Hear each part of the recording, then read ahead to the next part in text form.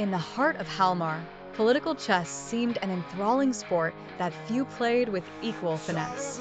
Yet today, in the grandeur of Koldantor's council hall, the match was fraught with stakes that shook the walls of history.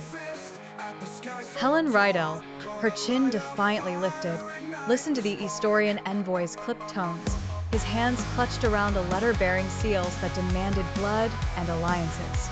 He bore the message: Rodrick Hamilton and Isabel Lorhart must be returned. The air hummed with tension. Helen's pale blue eyes were fierce as she argued. Koldantor was built on the principles of sanctuary and strength. To surrender them is to betray our own ideals, she insisted, her voice reverberating with a passion that matched the old stone of their family stronghold. With her every word, she faced the council members' thinly veiled skepticism. To them, she was but the daughter of a name too great to be surpassed even by her deeds.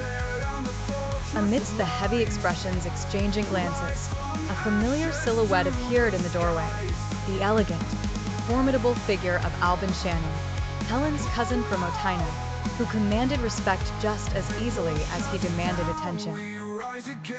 Efficient and eloquent, Albin's support was a beacon, illuminating trust and allegiance.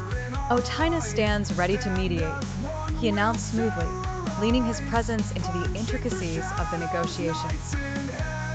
Let us forge a path that preserves the integrity of all Halmar, as dire times call for unity against threats like Eric Darrow. His words resonated, a lifeline to those drowning in doubt.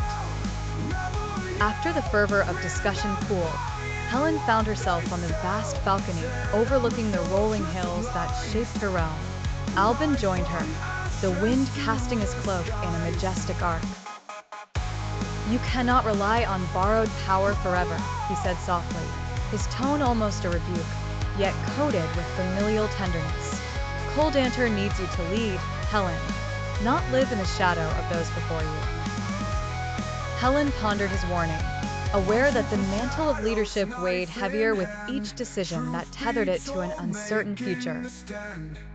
As she stood from the shadows, her heart was steady with a newly kindled resolve. The road ahead would demand her voice to rise against not merely adversaries, but her own self-doubt. And in finding authority within, she'd weave the fate of Koldantor into a future unburdened by its past. With the sun setting beyond the horizon, Helen vowed to mold herself from the pressures that sought to redefine her. For the ghosts of Halmar's history, for the precarious peace, and for what the land whispered in her veins, she would stand resolute, an heiress transformed into a guiding flame for Koldantor's enduring spirit.